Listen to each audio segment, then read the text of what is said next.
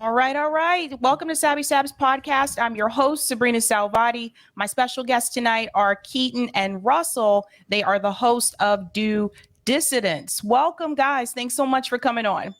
Thank you. Thank you for having us. It's an honor to be invited to your last ever broadcast. Now that Trump's been arrested, all's right in the world. We don't have to do this anymore, right? I mean, there's no show. The world has no problems anymore. Tomorrow, the rivers are running chocolate. Exactly. So that's it. It's going to be Willy Wonka Day. I think you guys have been doing really great work over at Do Dissidents. I really like your analysis. But for people who may not be aware, why don't you tell everybody what your show is about and why did you decide to start a show on YouTube to begin with?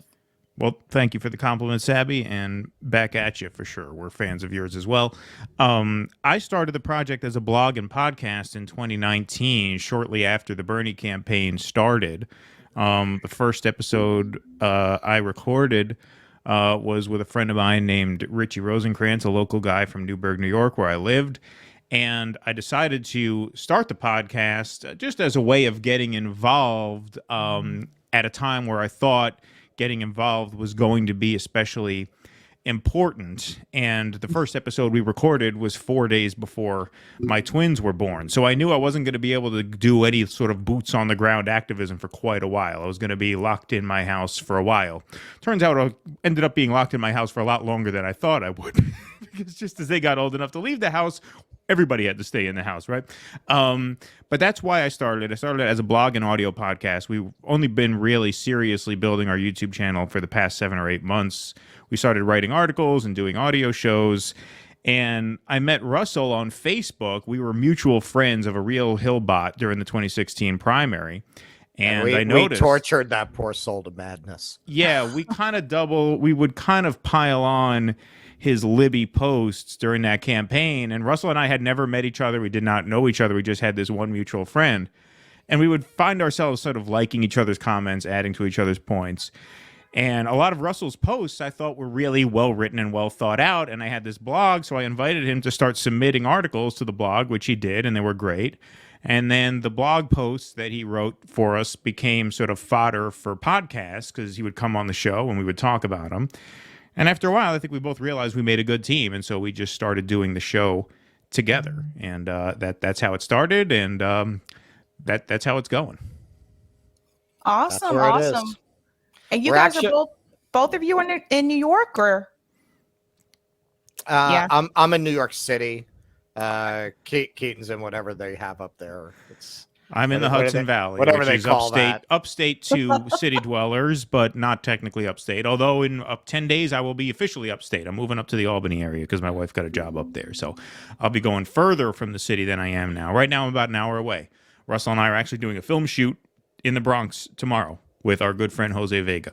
That is fun fact. That is going to be the most time we've ever spent in each other's presence. We had lunch once. And he dropped something off once. So the total is like 90 minutes that we've ever been in the same place. Yeah. Interesting. Yes. We'll find out if each other smell. We don't know. Yeah. We don't know how we smell yet. It's similar for those of us at RBN because like none of us live in the same state. Right. So. Yeah, you guys are all right. Have you all met? No, but Rome has met all of us. Because Rome does tour for the poor, and so he did tour for the poor in each of our cities. Oh, right. He's seen every single one of us, but we all haven't met each other. Yeah, we're kind of spread out throughout the country, but yeah, it's interesting. Russell, I know you were actually there today. I was on the ground. Yes. You were on the ground outside the courthouse. I want to show everyone these pictures really quick. And I'm curious, Russell, so far from the crowd that you saw that was there, would you say that most people were in favor of Trump being arrested, or were most people opposed, or was it about 50-50? It's a good question. It is New York City. So I would say probably overall 70% of the people were probably pro. Although, hang on, let me modify that. I would say about 50% were pro, about 20% were just curious onlookers. Because I did go up to interview some people who were just like, yeah, you know, it's history. I just want to see it. I don't really have an opinion. I got her on camera, actually. I interviewed her for a while before I realized what her deal was. I talked to a doctor who was talking about her student loans, but it turned out that she had no politics. She was just like, yeah, I just want my student loans forgiven. I owe $350,000, but I don't really care who's in office. I just wanted to see history in the making. Then you had your Trump people, and they did stay kind of separate over by, for those of you who don't know New York, if you're a Law and Order fan, the Law and Order courthouse is the state courthouse, the New York State courthouse. And that was kind of shit lib central over there. And I actually had an altercation with them because they had a long banner, "Don't buy Trump," and you know, it must have been 20 of them holding up this banner. And so I asked them, "Do you think he'll be convicted?" And they're like, "Yeah, if there's any justice." And then, you know, I changed it up a little bit on them, but not like a really terrible thing to ask. I said, "Well, do you think George Bush should be arrested?" They went berserk. They went berserk. They started ringing cowbells at me, blowing bullhorns, and they had, you know, the shit libs love to invoke safety rather than to like debate you. So one of them comes up to me, "I'm going to have to ask you to step back now." "No, it's a public sidewalk. I'm not stepping back." Well, you're getting a little close. I have you on camera walking up to me. I didn't get close to you. This turned into a whole thing where they're trying to block the camera with the sign, and they're putting the bullhorn in front of me because I asked them if they thought George Bush should be arrested. And it happened to me again with other liberals. Same thing. They went insane when I asked them that question. So that was the point of asking it, honestly. How are you going to react? And to be fair, there were some people who, as I would imagine, answered that very easily. Yes. Simple. I had a guy, one of the pictures I sent you was a Latino guy holding up a sign. And I asked him that question. And he goes, "Yes, if he broke the law, he should be arrested. I don't know. Maybe, I guess you're going to tell me why. Maybe he broke the law on Mars." And I said, "Yeah, the part of Mars called Iraq. He committed some war crimes there." It was amazing. Now, the MAGA people were in a different area for the most part. They were more right across the street from where he got indicted. There's a park, Collect Pond Park, there across from the Manhattan Criminal Courthouse. That's where most of the MAGA people were. Most of them were concentrated there. What was different about the MAGA people, and we'll talk about this more as the week goes on and we show some of this footage. You know what? I don't agree with them. That's why I'm not with them. That's why I'm not. But you could debate them. You could talk to them. They don't go crazy when you say, "I started out in the Sanders campaign." They might rib you a little bit. "Oh, you're still a socialist."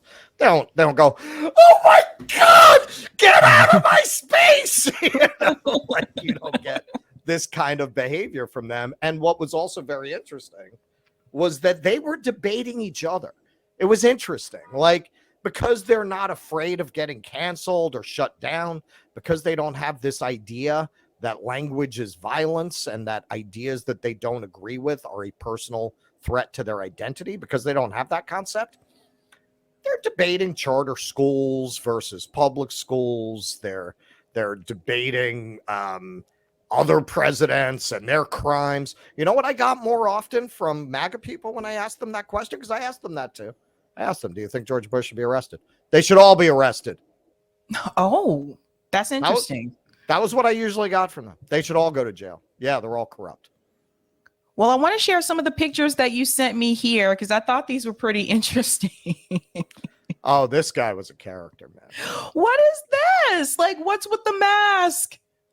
He says he's an artist, and this is his thing. He has a channel of his own, I think, and he was promoting some show. His whole thing was advocating against gender ideology. He didn't even have an opinion about Trump, as far as I can tell. I asked him, I was like, "So what do you think about Trump?" "I'm not here for that." And then he went into his thing about trans issues. That was it. He was a one issue voter. as Very, they call very, them. very interesting. I have to go in and out because Twitter is weird like this. This one's sideways. So these, I don't know why that came in sideways. So these were two Orthodox Jews that I interviewed, not to be confused with the Lubovichers, because I said, you're the guys who are always trying to put the tefillin on me. They were like different guys. I was like, oh, okay. So you're the Orthodox guys. They were big Trump fans. They unabashedly, unreservedly pro-Trump. They had a really interesting formulation. They were talking about how parks, which I wouldn't agree with, particularly in New York City, they were pointing at this particular park, which is not very well appointed, and saying, see, at least under the communists would put nice things in a park for the people, but here you don't have that, but at least you had freedom, and now you don't have that either, so this is worse than the USSR. So Interesting. That was a really interesting logic road that they took to get to that. Yes. Okay. Yeah, so this woman on the right was professing her belief in God, and the one on the left was basically yelling at her, if you people are gonna run around talking about your belief in God, then I'm gonna preach my atheism wherever I go. So that's what they were fighting about. Wow, this country is Yeah, you could say that. Okay, so this was the one who told me that I had to step back, and you can see how far I am from that banner, that I have to step back because I'm too much in their space, and it's a problem now, and I have to step away now. He gave the hand to the face. Gave me the hand. Well, that's not the word. I have the whole full footage. The hand gets in there and they're trying to block. And she said to me, well, you're baiting them. I said, well, they're adults in control of their emotions, aren't they? I asked them if they thought George Bush should be arrested. Like I didn't even ask them if they thought Barack Obama should be arrested, which would be like a more baiting question for these kinds of people. Not that you should act like a brain damaged 3-year-old, but still, you could kind of understand that. But to that question, that's how you reacted. So I have footage. I went right down the line. I yelled at all of them, Republican. And we will be showing this footage, by the way, probably Thursday. We'll be dropping it on Twitter too, so everybody will get to see it. Don't worry. Yeah, here's them like telling me that I'm a white supremacist because I asked if George Bush should be arrested. I swear to God, that's what this guy is yelling at me. That doesn't make any sense whatsoever. Well, I started to say, and this guy kept ringing the cowbell over there. So I started to say, well, Michelle Obama called him her partner in crime. Do you think she was suggesting he should be arrested? And then he goes, white supremacist, you're a white supremacist. I said, so if I criticize Candace Owen, would I be a white supremacist? Well, the difference is Candace Owens is a joke and Michelle Obama is a respected woman. So it depends. So, okay. So if I criticize, well, I mean, and that is the answer. If you criticize black people we like, then you're a white supremacist, but anybody else is fair game. Right. Donald grabbed them. We know him. He's one of ours. He's one of ours. He's one of ours. We bring the riffraff in to this class. We really class up the joint here. No, look, you know what it really reminded me of?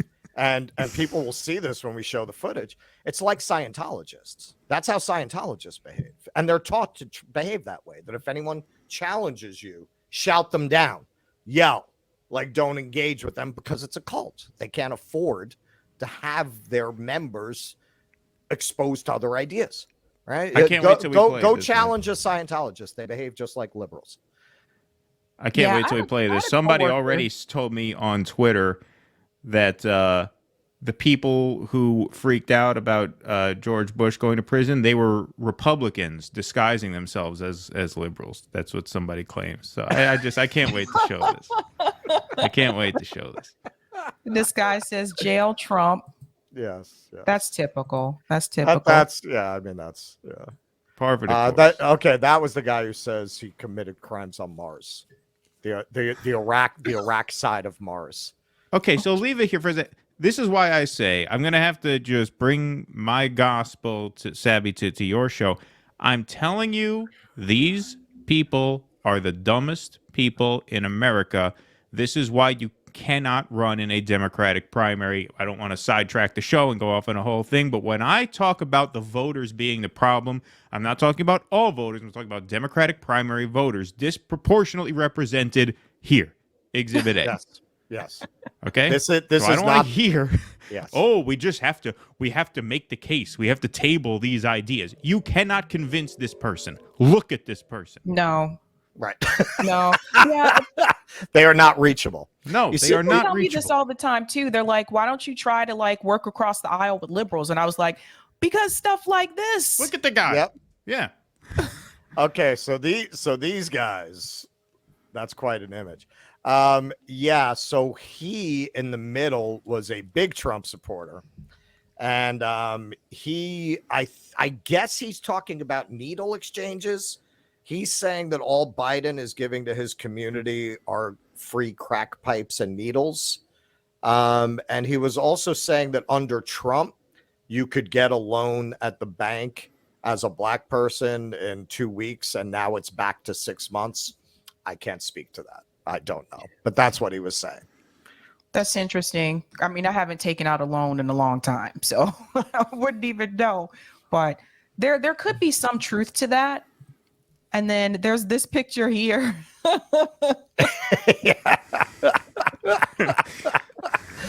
Well, come on, man. They have every character imaginable here. You have Ghost Union. You got John Leguizamo back there.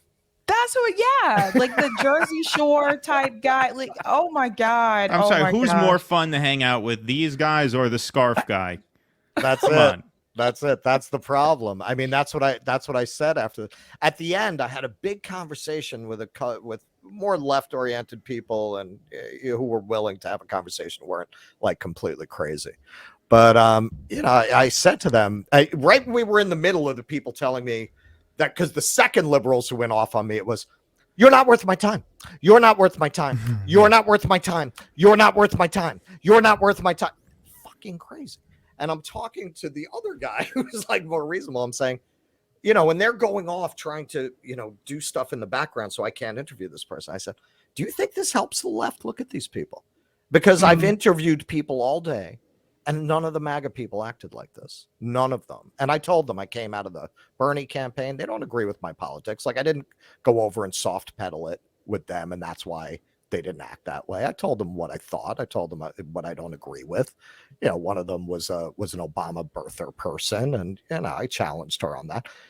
None of them acted like it's an offense to not be completely on board with everything they believe. That was something I only got from liberals, and it's not helpful. Yeah, that's a common thing, though. I'm not sure who she's supposed to be. Okay, this I don't know how this is the cast of Phantom of the Opera now playing in the Brooklyn Battery Tunnel. Yeah.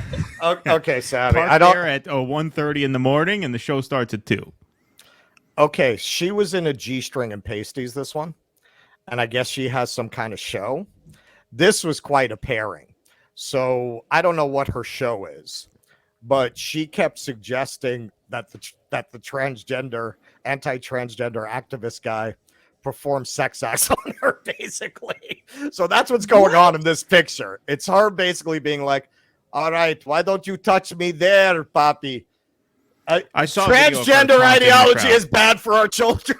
Like that's the conversation they're having right here. I saw some footage of her on a live stream earlier, like taunting the crowd. Using those kinds of phrases. That's what I don't want to get. If it were our show, I'd be more clear about what she said, but you probably very interesting. Show, well, yeah, that's what I was thinking. Like Lady Gaga / Lady Maga, and then I think there's.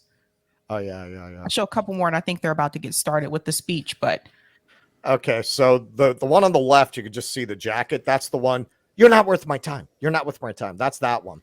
So this one in the back is trying to make sure that I can't interview the guy in the front. And the guy in the front was like reasonable. We were having a conversation. Like he hung out after the other two went berserk.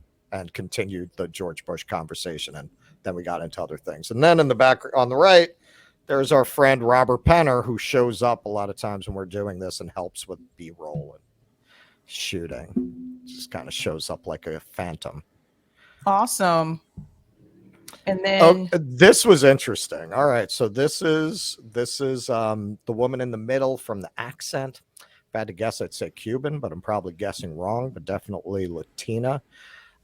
She gave a whole speech here for, a few camera crews were recording her, talking about, how the Republicans freed the slaves and it wasn't the Democrats. And in the end, the Republicans are better for people of color. And this is a land of opportunity and the Democrats are destroying it. I mean, the kind of thing you hear very often from people of color who are Republicans. Yes, very different party. Look, there's the whole strain of thought, the Thomas Sowell strain of thought that welfare programs and this kind of thing are actually aimed at destroying people of color in their communities. She was kind of coming out of that in a way, but yes, different party. Yes, she did. All right, her speech was ahistorical, to say the least. So he's about to speak now. So I'll go ahead and add that to the stream so we can see his speech, and then I can show some of the other clips from earlier today. Who is the one prosecuting this case and bringing the charges against him. But he's also taken direct shots at the judge who is overseeing this case. And in the courtroom today, there was no gag order that was placed on Donald Trump from talking about his case. But this is coming just 1 week after he suggested if he were to be charged, there could be potential death and destruction. And there is concern around. Are you guys surprised they didn't place a gag order on him? Can they? This is such uncharted territory with a former president. Yeah, I don't know. Are you able to tell a former president what they can and can't talk about? Like, this has never been done before. I'm not sure. That's a good point. Well, there's a big crowd for him there. I really do feel like this is just mainly like made Trump more of a martyr than anything. Well, apparently his next hearing is set for December 4th, which is 8 months from now, not 6. I thought he has the right to a speedy trial. That's his next hearing? That's when it is. Now, I think they can speed that up. Don't you have a right to a speedy trial? I thought it's 6 months in New York State is the speedy trial. I thought that was what it was. But look, if his next hearing is the 4th, listen, man, if he gets acquitted right before the primaries start, he's going to win. No, because that's the timeline that we're actually headed toward now, right? December 4th is his next hearing. The first votes are going to be end of January, early February, right? If he gets a not guilty verdict, all right, here we go. Let's rock. Everybody, let's rock. It's not just about him, but they're coming after the MAGA movement and the conservative movement. Former President Donald Trump taking the stage now for these remarks. Let's listen in. Oh boy. I tell you, this fucking guy is... Thank you very much, everybody. Looks we have healthy to as a save our horse. country. God bless you all. God bless you all. You would think he had a spa day. And I never thought anything like this could happen in America. Never thought it could happen.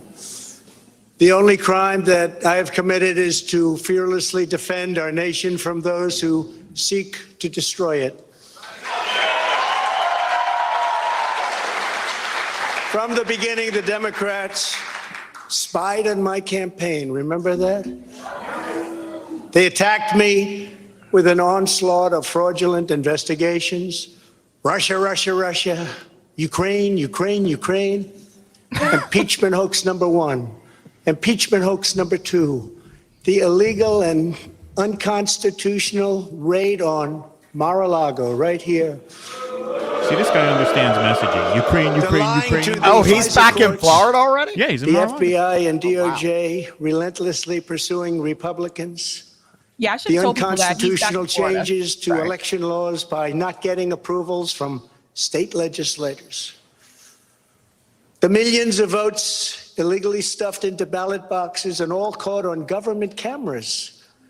And just recently, the FBI and DOJ Careful, in Sabby. He's collusion going to with get you in Twitter trouble and for Facebook broadcasting He's this. going to get you pulled. in order not to say anything bad about Yeah, Trump, be careful here. The Yeah, Hunter don't Biden fuck us up laptop here. Come from on. hell, Don't you which understand we're on your exposes side? the We're Biden trying to help family you as here, man. criminals, in which, according Don't to you the understand we're closeted pollsters, would have supporters? made a 17-point difference He's got a great tie. in the election result. I'm a sucker And we for a needed man in a a red lot less tie. than that, like about Well, I'm not a Trump supporter, but I 16.9. do think this is a bit ridiculous. It would have been in our Yeah, favor. yeah, of It's course. it's Not so my favor, dumb. our It's favor, so because our dumb. country is going to hell.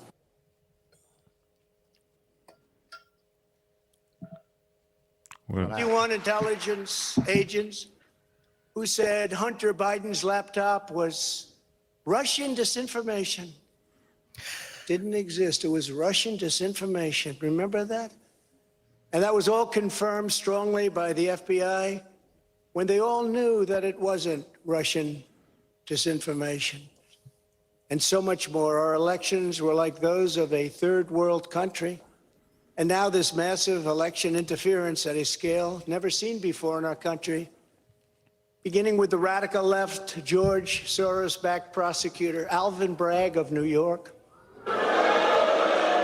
That guy's a radical who left. campaigned on the fact that he would get President Trump. I'm going to get him. I'm going to get him. This is a guy campaigning. You want to get President Trump at any cost, and this before he knew anything about me, didn't know a thing about me. He was campaigning.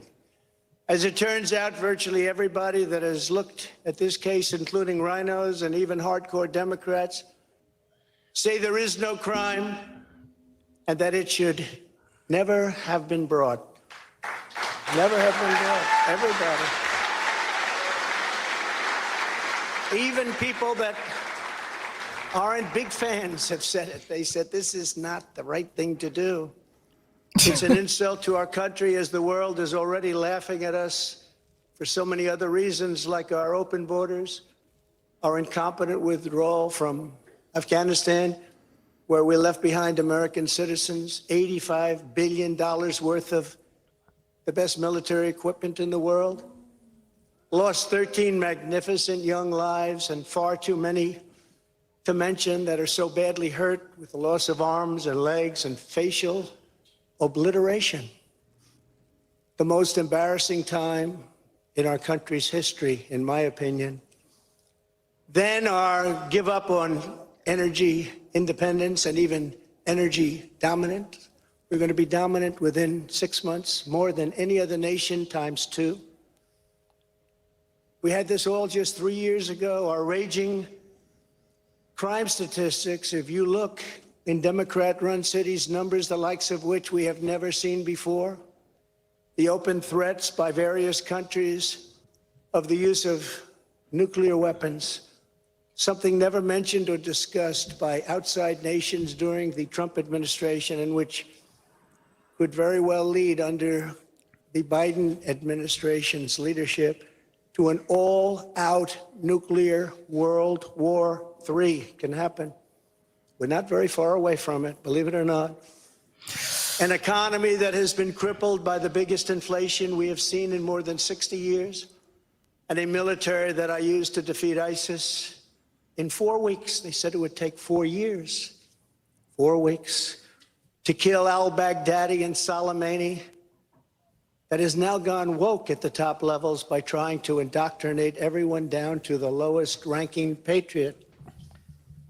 But now they have really stepped up their efforts by indicting the 45th president of the United States, who received... He's staying on script. 75 million votes, which is more than any sitting president in the history of our country. So far, this is absolutely brilliant because he knows all eyes are on him now, and so he's giving a Right. campaign speech. And in the wings, Right? they've got He's a not being local hyper-defensive. racist Democrat It district attorney in seems with some of the Atlanta moves he's making who's doing lately that he everything in her hired power to somebody indict competent. me over an Yeah. absolutely perfect phone call, even more perfect than the one I made with the president of Ukraine. Remember, I kept saying that's a perfect call. This one was He's more right. perfect. Yeah. Nobody said, sir, you shouldn't say that. Many people on the phone, or hung up in disgust because of something I inappropriately said. because nothing was said wrong. In fact, at the end of the call, we agreed to continue our conversation about election fraud, and election fraud specifically in Georgia at a later time. Many people on the phone, including lots of lawyers, nobody found anything wrong with that perfect call until a book promotion tour many months later. All of a sudden they say, you know, I remember Trump making a call. Let's look at that.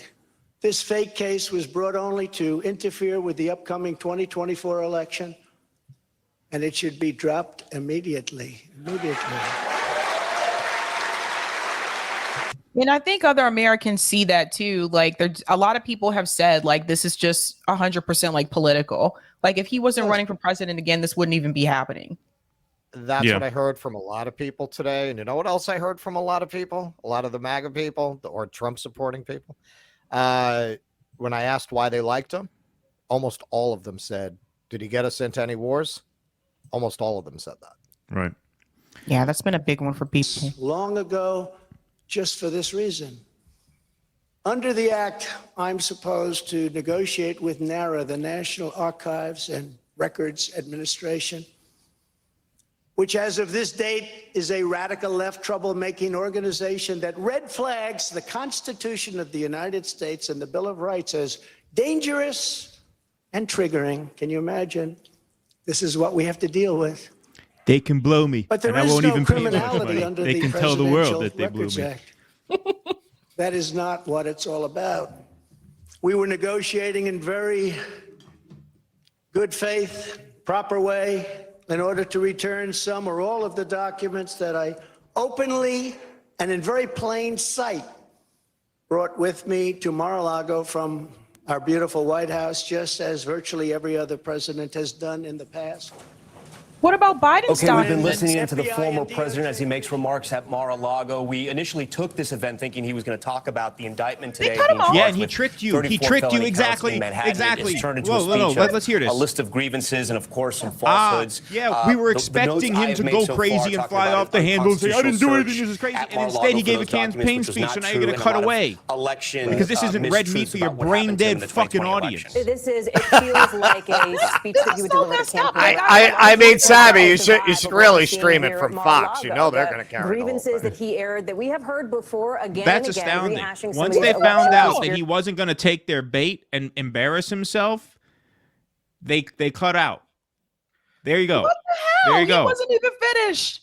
Well, They're not interested in him giving a campaign speech. They wanted him to come up here. They wanted him to do all the things that they claim they don't want him to do. They wanted him to come up there and incite a riot. They wanted him to go up there and say, bring me the head of out, whatever. That's what they wanted him to do. Even though they fake like they're outraged about it, right? They clutch their pearls when he does it. They want him to do it because that's good for that's good for TV. It's good for TV. They don't want him up there giving a campaign speech. Well, also Wow. now they're I'm so glad we streamed that. That's amazing that they cut out once they realized he wasn't going to give them what they wanted him to give them. And they said it. They said, we were expecting him to address the charges. Right. Well, he's not as fucking dumb as you guys. He's smarter than that. He knows that the world's eyes are on him now. This is his big speech the night of the indictment, and he's using it to make the case against Joe Biden, and they cut out. Wow. This is terrible. Corey, can you see, Corey or Eric, whichever one of you in the background, can you see if it's on Fox or something? Like, he wasn't even, like, how do you just do that? He wasn't even finished speaking. I was like, wait, what is happening here? This is interesting. I think this is the game they're going to try to play this campaign season, because as much as they were able to deflect to what I call the 2 R's, Russia and racists, they were never able to completely suppress people's awareness of the fact that if there's any single factor without which Donald Trump could not have been elected, it's their obsession with him and their profit motivated obsession with him. So now they're in a funny position where they can't cover his empty podium anymore. They know their liberal audience will get mad at them if they do that. So they're trying to profit from Trump without looking like they're trying to profit from Trump. This is also streaming on Trump's Rumble channel too, Sabby, in case any of the other networks cut out. And the process is automatic. Okay. If I take them with me, it's automatic. Declassified. That's really incredible that MSNBC cut out. That is so biased. Eric, can It's you do a amazing. volume booster on this one? You It's guys saw amazing. it here live. They literally cut out of the most anticipated political speech possibly in, Well, but this is in a what I'm decade. I saying. mean- They're trying to have it both ways. Right. They're trying to profit from Trump and pretend that they're not trying to He profit had from classified Trump. documents. They don't want to get that criticism that they were promoting him. Which is absolutely inexcusable. And other senators, including Democrats, are outraged. But he's not being harassed and hounded like the He's talking people about Biden. who work for me are. In fact, they seem to have forgotten about his documents entirely. So many, thousands and thousands. It's okay with him. They like to say that I'm obstructing, which I'm not, because I was working with NARA very nicely until the raid on my home. But Biden is obstructing by making it impossible to get the 1,850 boxes or explain why many documents were located in Chinatown. Can't explain it. Why were they in Chinatown? I don't know. Lastly, I'm under investigation. Forget This about time it, a Jake. civil investigation It's Chinatown. by It's another Chinatown. racist in reverse, who also campaigned on, I will get Trump. I will get him. This was her campaign. Never ran for office. I will get him. Her name is Letitia James. And she proclaimed while campaigning, quote, I look forward to going into the office of the Attorney General every single day, suing him, and then going home. Before she knew me. She announced, what is fueling my soul right now is Trump. And that she had her eyes on Trump Tower. Those eyes are focused on Trump Tower. Didn't know the young lady. She even assured her supporters in an election promise that we're going to definitely sue him. We're going to be a real pain in the ass. He's going to know my name personally.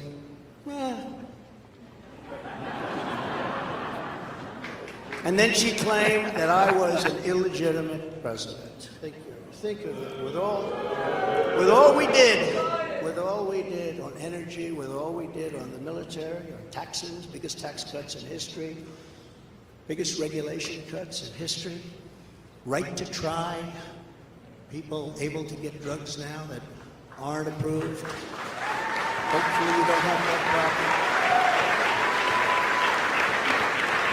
Hopefully you don't have that Letitia problem. James vowed to use every area of the law to, quote, investigate President Trump and his business transactions. Those transactions are going to be investigated, she said. And that of her family and his family. Because we're going after his family, and we're going after them hard. This is all before entering office and all before knowing anything at all about me. But she's going to get me.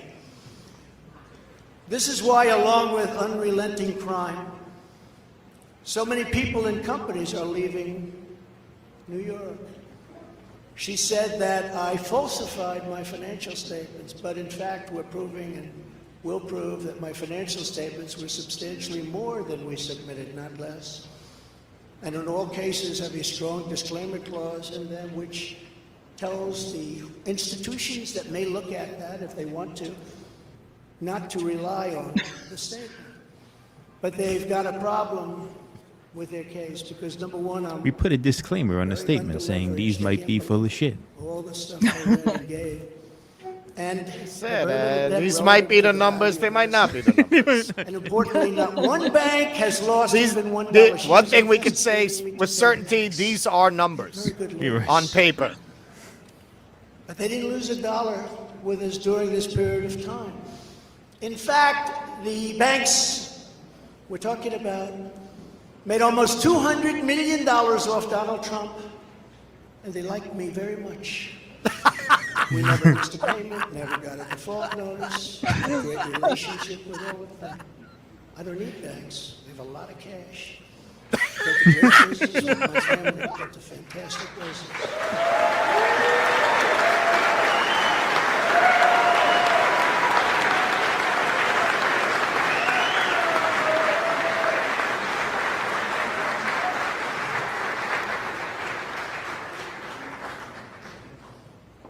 son here So has done a according to great people job. in the chat, MSNBC were the only ones who cut away. Really? Somebody said that in the chat. But CNN stayed with it. The other one stayed with it. Only And them. Ivanka and Barron will be great someday. He's tall. He's smart. But I have a great family, and they've done a fantastic job. MSNBC, they're playing a January 6th Super Cup now. Of course they are. Yeah. Oh my God. So she's suing me over banks that weren't defrauded. When she Where should is be the focused QAnon on violent shaman crime going to and relocate? collateral. Is he coming to your town? This is a persecution, not an investigation.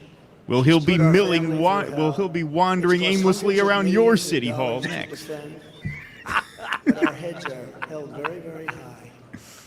They want to settle the case, but I want no part of that. Be hiking in your state parks. So here we Listen, are you know- now. And his blue makeup. It's where we were today. He said they want to settle the city case. that was so great. But he doesn't four want or to. 5 years Trump ago. did? He said they want to settle the case, now but we're he doesn't there. want to. Spend time there today, as you possibly read, with a local failed district attorney charging a former president of the United States for the first time in history on a basis that every single pundit and legal analyst said, there is no case. There's no case. They kept saying, there's no case. You're nothing but talking a badge. Everyone. Talking a badge. But it's far worse than that, because he knew there was no case. That's why last week he delayed for a month and then immediately took that back and threw this ridiculous indictment together. Came out today, everybody said, this is not really an indictment, there's nothing here. My lawyers came to me and they said, there's nothing here, they're not even saying what you did. The criminal is the district attorney because he illegally leaked massive amounts of grand jury information. For which There he he should be goes. prosecuted, or at a minimum, he should resign. And Alvin Bragg's wife confirmed a report that claimed her husband has Trump nailed on felonies. She has since locked down her Twitter account. His chief prosecutor, who represented the Democrats and crooked Hillary Clinton. Maybe it's not. Maybe that burner account's firm not run by AOC's. Chuck Maybe it's Schumer's Alvin brother, Bragg's Robert. wife. Maybe that's who's got the burner. He quit the firm in order to go to work in the DA office in order to get Trump. Can you imagine that? Hillary Clinton's lawyer, Democrat firm. Ultimately, he quit as chief prosecutor because Bragg didn't think he had a case. Think of that same guy that brought this ridiculous thing today. Yet during his investigation, this prosecutor named Mark Pomerantz wrote and published a book saying all sorts of privileged things, and has been very strongly reprimanded. He was reprimanded so strongly. I've never seen anything like it. Probably the end of it. But what he did was probably very illegal. But he was very, very strongly reprimanded. Even District Attorney Bragg was furious with him. They were having a tremendous fight in the office because of it. But hope is never lost because various prosecutors in the DA's office also quit because they thought President Trump was being treated very unfairly. How about that? Isn't that great? Oh, I love them. I'd like to meet them. I'd like to meet them. The DA's office even had a web page. Meet the team of executives who have done this to President Trump. That was the title. Isn't that nice? They immediately had to take it down. Meanwhile, overall crime in New York was up 30% last year. Much more than that the year before, with felony assaults, robberies, and burglaries all up by massive, massive numbers. Well, that's Not due the to same poverty, place but that I know, not the same place that you know. And it's And not this is massive where numbers. we It really are is. now. I have a I live here, Trump-hating man. judge with a Trump-hating wife and family, whose daughter worked for Kamala Harris, and now receives money from the Biden-Harris campaign, and a lot of that. We recently had another trial, and the same judge told the fine man who worked for me for many, many years that if you admit your guilt, you will be in jail for 90 days. But if you don't, If we go through a trial and you're found guilty, you're going away for 10 years and maybe longer, which for a 75-year-old man with a great family really means life. What the prosecutors and judge did to that man, I will never forget, because it's right out of the old Soviet Union. That's where we are.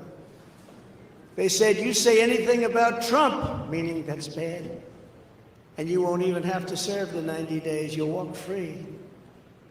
And they say that to many of my employees.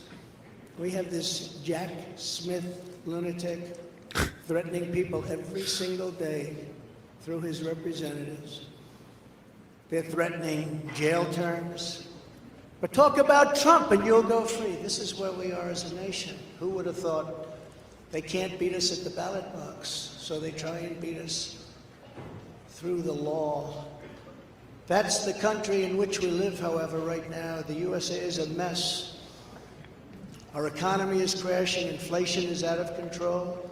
Russia has joined with China. Can you believe that? Saudi Arabia has joined with Iran. China, Russia, Iran, and North Korea have formed together as a menacing and destructive coalition. Would have never happened if I were your president. Would never have happened. Nor would Russia attacking Ukraine have happened. All of those lives would be saved. All of those beautiful cities would be standing. Our currency is crashing and will soon no longer be the world standard, which will be our greatest defeat, frankly, in 200 years. There will be no defeat like that. That will take us away from being even a great power. If you took the 5 worst presidents in the history of the United States and added them up, they would not have done near the destruction to our country as Joe Biden and the Biden administration have done. Oh, boy.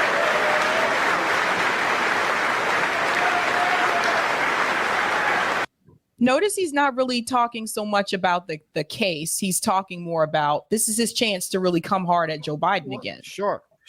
Which is easy to do. Listening to this, it's not that Trump is the solution. This was the same thing in 2016. His diagnosis of the problem is correct. That's how I very often feel about the right. That they actually understand what the problem is, but their solutions are terrible. But their analysis is usually a hell of a lot closer than what you hear from Democrats playing at that level of the game. Right. I think that midsection went on a little bit too long. Like I think he got a little too into the weeds. You know, I think he should have kept us a little tighter. But someone wrote see where he's at now. Yeah, exactly. Yeah, I think that's the end. That was it. Yep. Do you so it guys wasn't think that he's worried or concerned in any way, shape, or form about going to jail? Yeah. No. It's a bullshit case. It's a ridiculous case. You'd have to prove intent. That's why the Justice Department didn't bring it. You'd have to prove that his intention was to protect his campaign. He says, no, I wanted to protect my wife. Okay, so prove that it's otherwise, right? It's amazing because I know they have a lot of other irons in the fire with him that seem like they're more promising, like tax fraud. I don't get why they brought this case except as a political stunt, and it's a terrible political stunt. This only benefits him. There is nobody who supported Trump before who doesn't support him now, and you've probably made him more fans of people who are on the fence because they see this as government overreach, and it actually reinforces a lot of the ideas about government that is presented more these days by conservatives of the government being a threat, of the government being undemocratic, of it being out of the people's control. Well, what are people supposed to make of the fact that they're, for the first time in history, prosecuting a former president over a porn star when, as I was asking people today, George Bush is walking around free? Why? That's why they went berserk, because in the end, they know they're morons. In the end, they know there's a core hypocrisy. in demanding prosecution for this guy over his sex life, which, if you remember with Bill Clinton, boy, did they not accept the idea that that's a valid ground to go after a president. They were whistling a very different tune when the Republicans were talking about going after Bill Clinton on the basis of his personal sexual peccadillos. George Bush, Dick Cheney, not only are these guys walking around free, because George Bush signaled that he doesn't hate gay people and black people, 52% of Democrats like him. They have a positive attitude. That's all it took. Even though he won, you can bomb all the brown people you want, as long as it's not within the United States, and you share candy occasionally with the Obamas, and that's all it took. That's all it took. A little dancing with Ellen on our show, and all of a sudden, war crimes, war schmimes. He's great. I've had this debate with liberals. George Bush, it's like they have amnesia now. It went down the memory hole. I've had them say it. George Bush was an honest Republican you could have honest disagreements with. He never, I had somebody tell me he never ruined anyone's Thanksgiving. What the fuck planet were you on during the Bush years? What are you talking about? Do they remember Hurricane Katrina and the way that he handled down that the memory disaster? hole? That's what I was going to say. This is a guy who won re-election by ginning up anti-LGBT sentiment in the Midwest, in Ohio, right? The anti-gay marriage bill. And then after he won, he let an entire black city drown. Yep.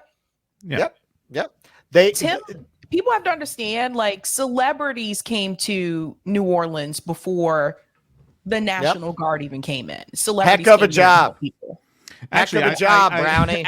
I misspoke there. He didn't let an entire black city drown. He let the poorest and blackest neighborhood in that black city drown. Yeah, right. Well, no, in the French Quarter they were fine. Yeah, here was Trump earlier. Here was Trump earlier, so he did plead not guilty. Now it was 34 counts. I'll play a little bit of this clip and then I'll explain what those counts actually mean. Let me just jump in here and say that NBC News is now reporting that inside that courtroom, Donald Trump pleaded not guilty to 34 counts of falsifying records, felony counts of falsifying business records. Andrew, what does that tell you?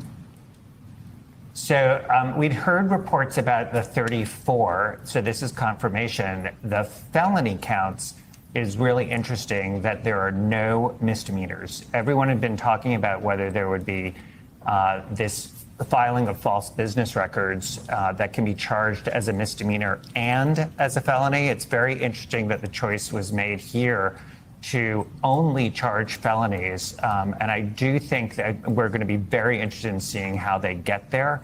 It does suggest to me real confidence in the case by the district attorney that they are not charging misdemeanors, that they think that their facts and legal theories as to why it is only felonies is appropriate here. It does suggest, I'd say, real confidence on their part.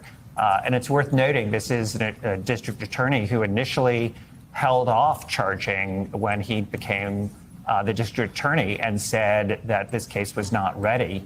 And it's only a year later that he has now said it's ready to proceed. And the fact that they're all felonies does suggest to me that there probably was something that happened, in whether it's witnesses or documents or both, in that intervening year. Political expediency, or we're going into campaign season. This is nonsense. This is the same type of Russiagate propaganda that MSNBC ran with 24/7. I didn't watch. They must have something today. They must have something, or they wouldn't be doing it. Was pouring cold water on this case all day. That's what I heard online. From what I read on the Twitter machine, CNN was very bearish on the idea that Trump is going to be convicted, and CNN is no, Fox News, right? I mean, CNN, they're trying to play it more down the middle now, but they're still a lib network at the end of the day.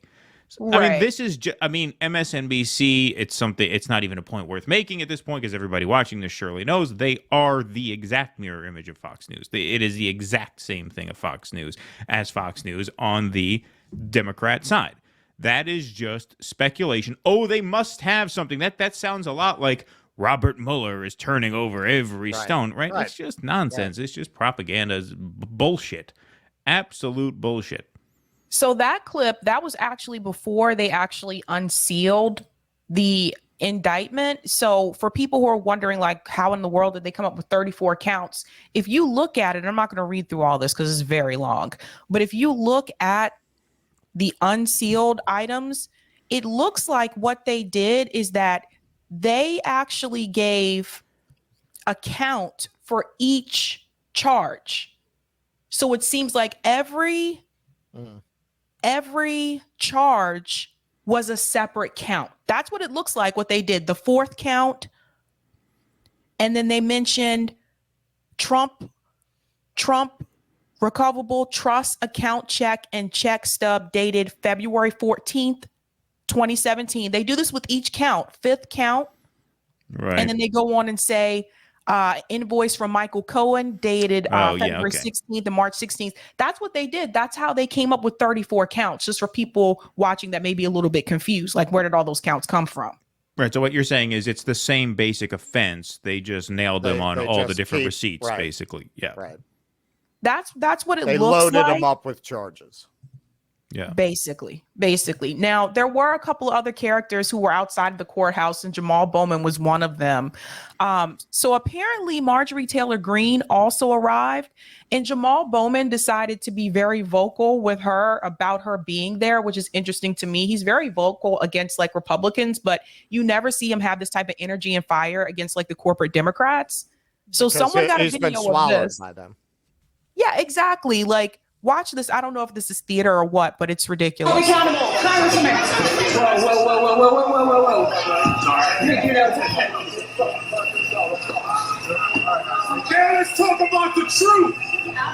Now let's talk about the truth. Get out of here. That's brave. That's very now brave. let's talk about the truth. Get out of here.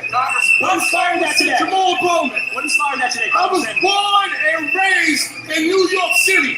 This is the city that I love. It's a city focused on hard work and love for all people.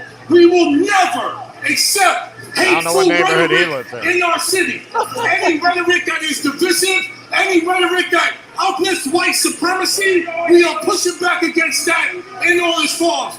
Marjorie Taylor Greene needs to take her ass back to Washington and do something about gun violence, do something about affordable housing, do something about childhood poverty, do something about climate change. Do your freaking job, Marjorie Taylor Greene. So that happened. Okay. I mean, look, this is the same basic thing, and I'm assuming we'll get into this later. I don't want to step on the later segment, but this is the same basic thing as seeing AOC go after Matt Walsh after this whole burner account thing, rather than engage Nico House, right? Because Matt Walsh is the easy target for her. She doesn't share followers with Matt Walsh, whereas she may share some followers with Nico House. I'm sure Nico wouldn't be happy to learn that, but it's possible that still exists, right? So she won't engage Nico. I call those She'll go to the right winger, daywalkers. just as Bowman, right? Bowman, won't engage people in his own party because it's just easier. Once you get in that spot, you go after the convenient nemesis. And whether that's Marjorie Taylor Greene or whether it's AOC going after Matt Walsh, they become the targets of their ire at that point. They're just playing to the cameras. They're just playing for Twitter clips and engagement, and they're just social media stars at this point. I mean, that's why I don't know where you are, Sabby. Somebody asked me that today at the rally, where we are politically as a show. I'm like, where the post-Bernie left is kind of fragmented into a lot of different branches. I'd say there's definitely an emerging contingent of, okay, we need to work outside of this system in mutual aid areas, unions, building working class power. And because we did this whole thing, we did the squad, we did getting these clowns elected, and it's not even like it really took a lot of time. I mean, they just got co-opted by the system the second they walked in the door, if they had ever really had any intention of fighting it at all. That's right. Yeah. I mean, for me, like I spent a lot of money donating to squad members and Bernie Sanders and volunteering and all of those things, and a lot of time and a lot of money. And for me, I would never try to pursue this ever again. And that's why I know this is a whole different topic, but that's why even for me, like someone like Marianne Williamson, which I've interviewed Marianne Williamson almost 2 years ago, like on this channel. But even for me, it's like, no, like, why are you running through the Democratic Party? We already know about her foreign policy, which I don't agree with as well. But the thing is like, we have done this going all the way back to 2016. And the fact that someone even wants to entertain this idea again, when we already know the DNC is not going to let Marianne Williamson win the same way they're not going to let Bernie Sanders win. So to me, it just seems like this is just one big grift now. It's just a way for other people to make a lot of money off of Marianne Williamson's campaign and for Marianne to make a lot of money off of her campaign, and everybody else, working class people, will be screwed again. Yep. Yeah, that's exactly what I said. You even featured a part of my video where I made that exact point, and then you expanded on it very well. But yeah, no, absolutely. And this is the last piece here from the Trump story, where MSNBC here is actually complaining that Trump is getting media attention, but it's really interesting. I'll play this clip from Case Study QB. I'm just thinking, what's your response to the president's comments surrounding this case? Jose, I agree with the president that the law enforcement process will play itself out, and I have faith in that. I hope we don't make the same mistake in 2016 where we just start covering Trump's trial and Trump's scandals, and we focus still on the school shootings in Tennessee. We focus on the president's message of bringing manufacturing jobs back, of lowering prices. That's really what the American people want to talk about, and I fear if this just becomes a Trump spectacle 24/7 on cable news, that he's going to benefit in the same way he benefited in 2016. Congressman, I do want to talk to you about what's happening behind me, because the Manhattan DA, right? So that was just the part I wanted to play, because it's really interesting, because the reality is those networks actually rely on Trump for ratings. So they actually are happy that this is happening because it helps them.